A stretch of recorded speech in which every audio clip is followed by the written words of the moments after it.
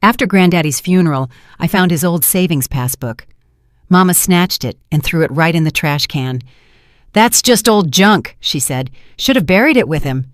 I silently fished it out and went to the bank. The manager froze when he saw it. "Call the police," he told the teller. "Don't go anywhere." Ezra Vance lived to be 89, and he spent 40 of those years in the same office on the 3rd floor of the administrative building at the Detroit Auto Assembly Plant. It smelled of machine oil, rubber cement, and that indescribable scent of bureaucracy that soaks into the walls of any corporate institution and never leaves, not even after a renovation. He was the head accountant. It was a job many folks considered boring, nothing but paper pushing, devoid of any thrill. But he turned it into an art form. Every digit in his ledgers stood exactly where it belonged. Every discrepancy between income and expenses was immediately discovered and recorded in a separate notebook, which he called his Journal of Anomalies, and kept in a safe, along with his most important documents. "You have to understand, Maya," he would tell me on summer evenings on the porch of his house in Belleville, setting up the pieces on a worn chessboard with a chipped corner. "Money doesn't lie. People lie. Documents get forged. Witnesses get confused. But numbers never do. If a penny doesn't add up today, a dollar won't add up tomorrow, and 1,000,000 won't add up a year from now. It is like chess. One weak pawn isn't a defeat yet, but if you don't protect it in time, it will pull down your whole position." I was 12 back then, and I listened to Granddaddy the way he appreciated most. Not out of politeness, not because children are supposed to listen to their elders, but because I was genuinely interested. I asked questions, uncomfortable, sharp questions that required real answers. Not excuses like, "You'll understand when you get older." But what if a person just made a mistake, Granddaddy? An accident? An accident? Ezra moved his knight to E4. That is just a pattern we haven't recognized yet. In accounting, there are no accidents. There is a system.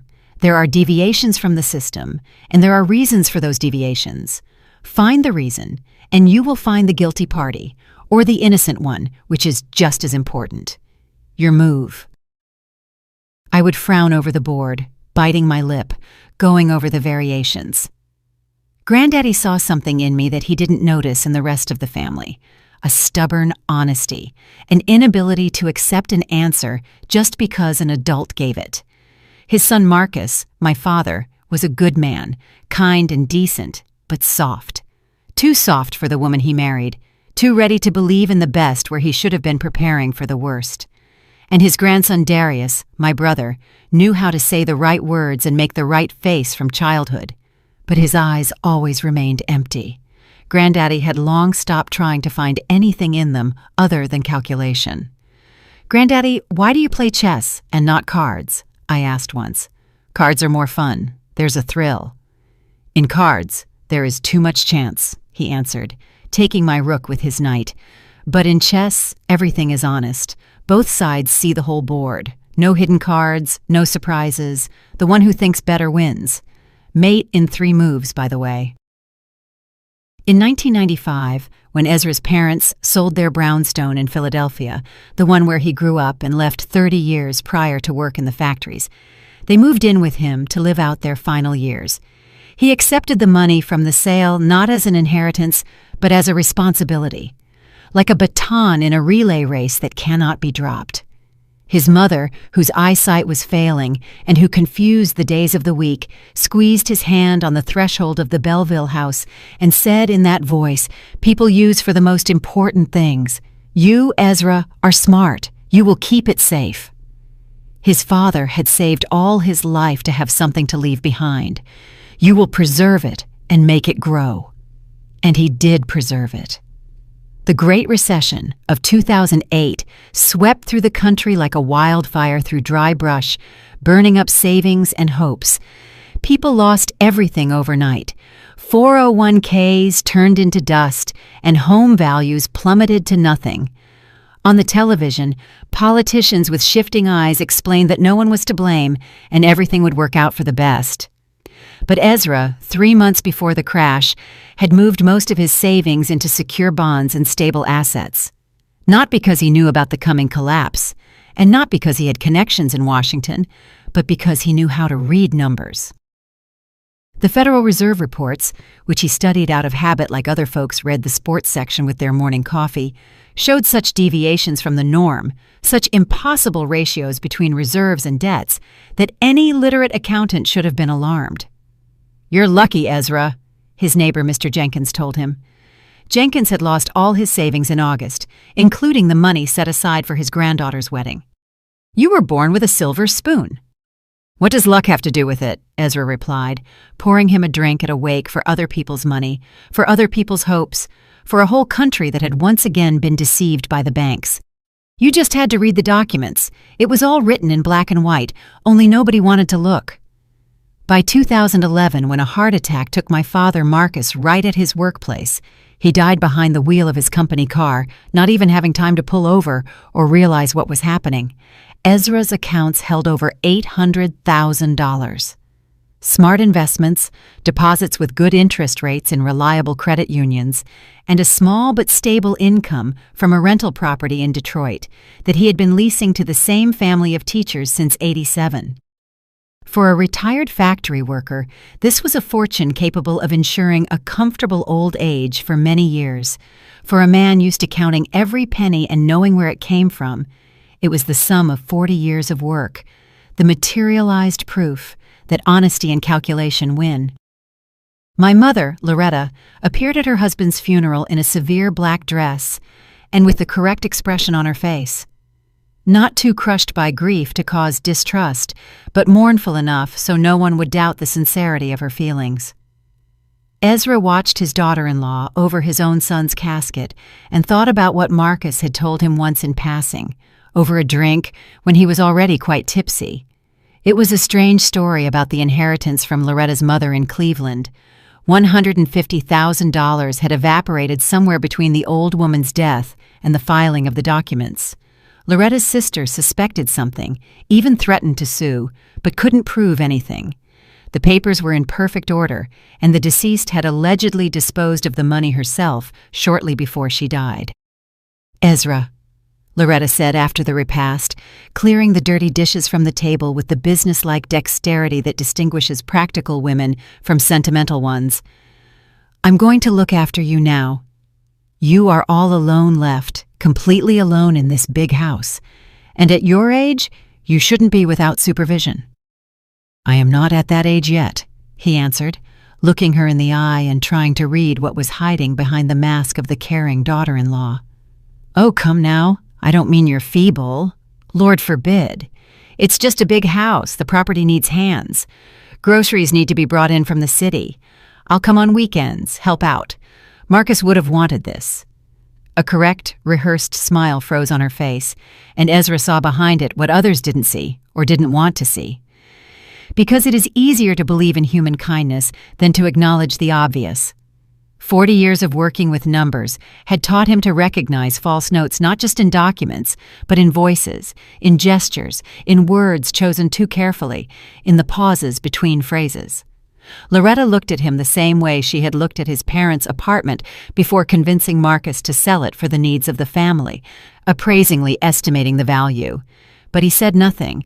In our community, especially back then, rejecting help from a daughter-in-law meant looking like an ungrateful, senile old man who didn't appreciate care and pushed family away.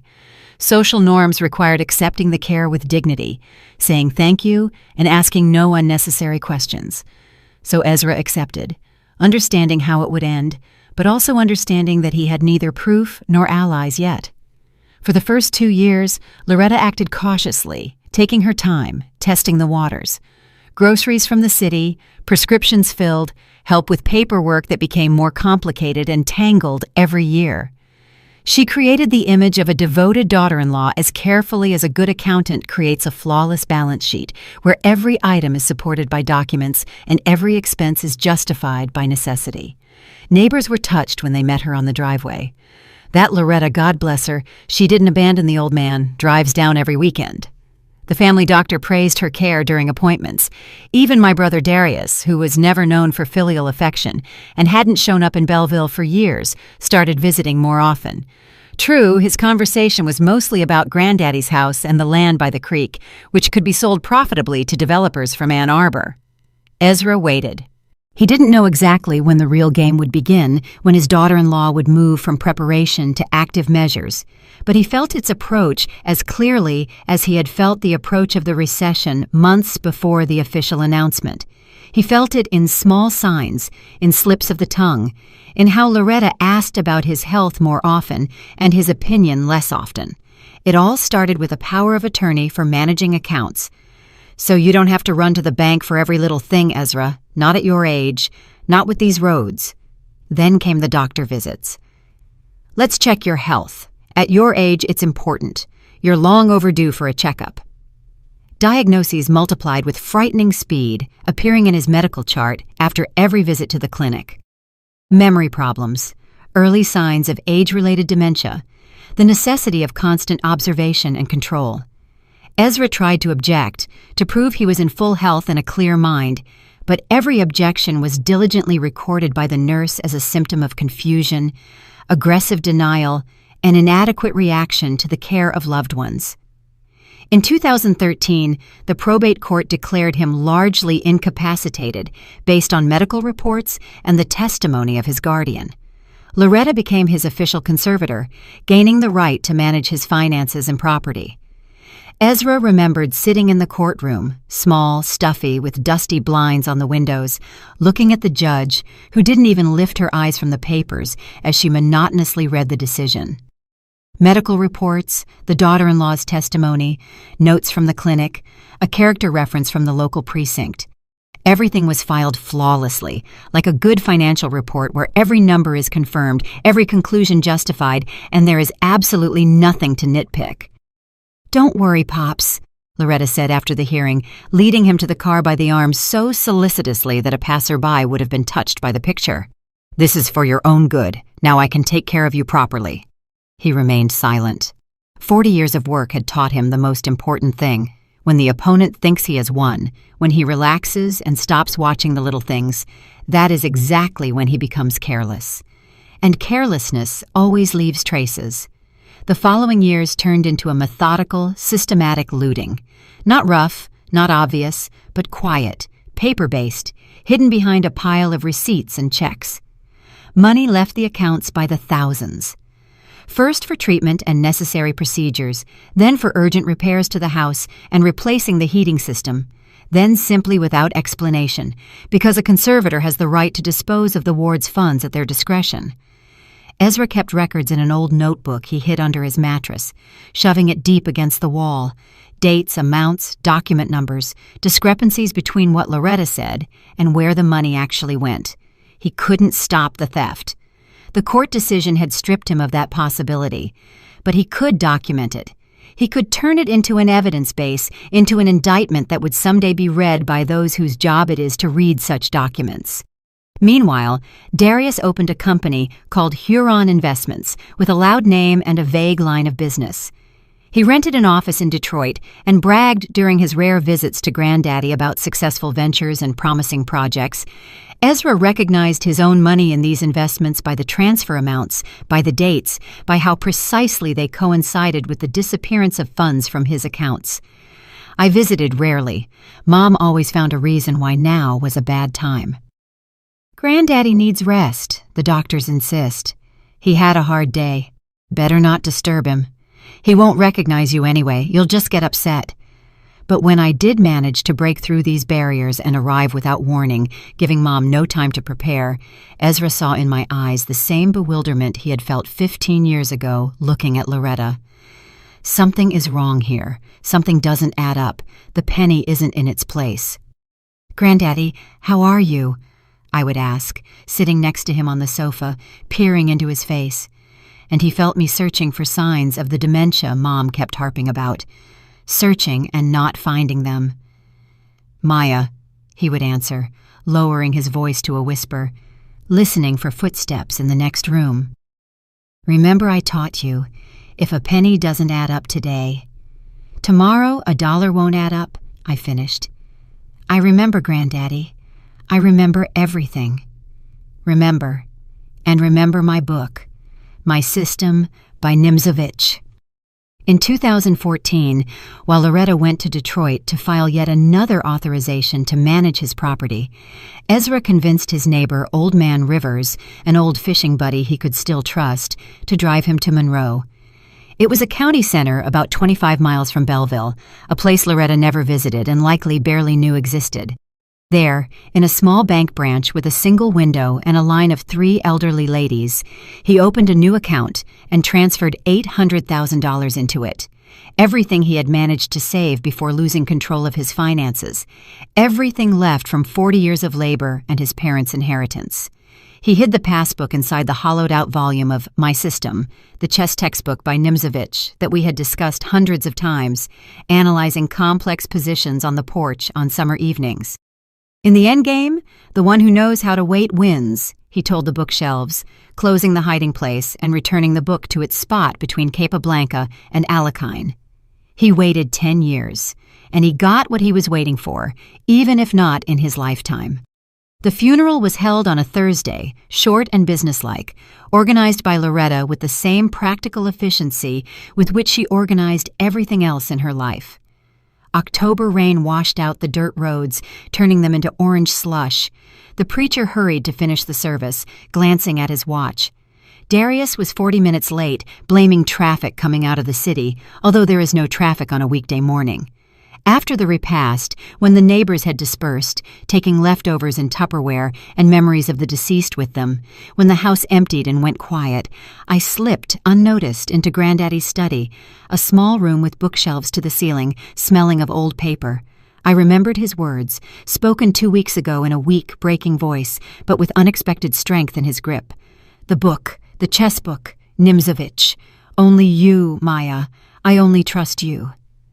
My System stood on the 3rd shelf between Capablanca and Alekhine, dusty but not forgotten. The book felt too heavy for its size.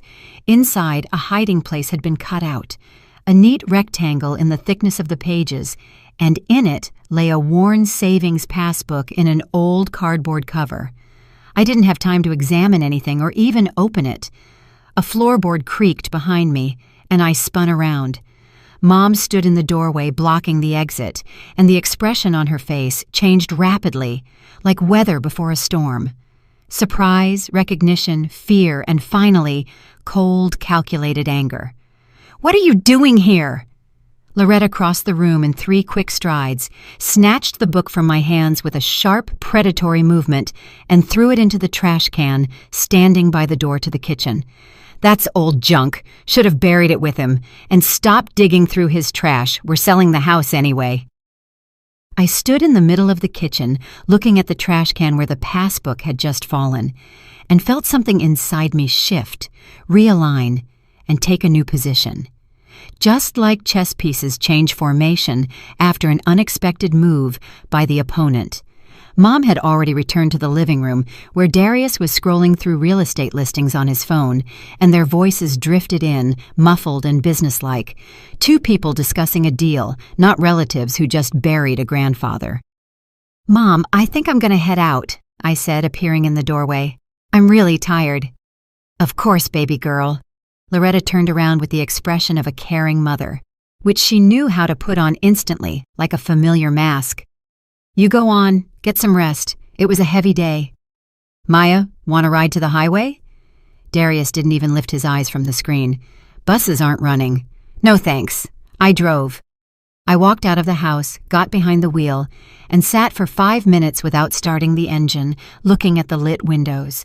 There, behind the curtains, my mother and brother continued to discuss something, leaning over a table with papers. Then I drove to Detroit. 2 hours on an empty evening highway, and the whole way, one thing spun in my head. Why was Mom so scared? Why did she snatch the book so sharply, so greedily? I wasn't holding an old piece of paper. I was holding a loaded gun. I just didn't know it yet. That night, I didn't sleep. I lay in my one-bedroom apartment in Midtown, staring at the ceiling and going over the events of the last few weeks like counting beads, one after another, again and again. The visit to Granddaddy 2 weeks ago. His words, spoken in a hurried whisper. The book, Maya. Chess book, Nimzovich. Only you. His fingers squeezing my hand with unexpected strength. Where does an 89-year-old man get that much strength? And his gaze, clear, meaningful, not at all like the gaze of a person with dementia. Granddaddy was in his right mind, I said aloud into the darkness of the room, and my own voice seemed strange to me, hoarse from lack of sleep. He knew what he was doing. 8 years of working as an associate counsel in a construction firm had taught me to recognize lies in documents, inconsistencies in dates, suspicious signatures, numbers that don't add up. But now I was applying these skills to my own family, and it made me feel sick, like seasickness. Why did Mom get angry instead of just waving it off? If the passbook really was junk, a useless piece of paper from the last century, why snatch it with such fury? Why throw it in the trash immediately? A normal reaction to an old passbook is indifference, mild irritation, at most, a condescending chuckle. Granddad completely lost his mind saving all this trash. At 3 a.m, I got up, got dressed, and left the apartment. My car, a beat-up Chevrolet that made a sound like a dying animal every time I turned left, started on the third try and rolled through the empty streets toward the freeway. 2 hours of night driving. Headlights snatched lane markers, rare signs, and silhouettes of trees on the shoulder out of the darkness. I thought about Granddaddy, about how he taught me to play chess on the porch, about his favorite saying regarding the penny that doesn't add up, about his professional meticulousness as an accountant for whom every digit must have an explanation. 40 years at the plant, not a single error in his reports. A reputation as a man who sees discrepancy where others see order. Such a man wouldn't hide a bank book and a chess book for no reason, out of senile whim. Look 3 moves ahead, he used to tell me, moving his queen. Think. Why did the opponent make this move? What do they want? What are they afraid of? What was Mom afraid of? I arrived in Belleville at 5 a.m. when the sky in the east was just beginning to turn gray, filling with that cold pre-dawn light that only happens in October, transparent and merciless. Granddaddy's house stood dark and silent, with curtains drawn. The spare key lay under the third step of the porch, our secret, which Mom never knew about. I entered, trying not to make the floorboards creak, although there was no one in the house. Loretta and Darius had left yesterday evening right after me. The trash can stood in the kitchen, full to the brim. Napkins, apple cores, leftovers from the funeral potato salad, some papers. I squatted down and started digging through the contents, feeling ridiculous. 31 years old, a law degree.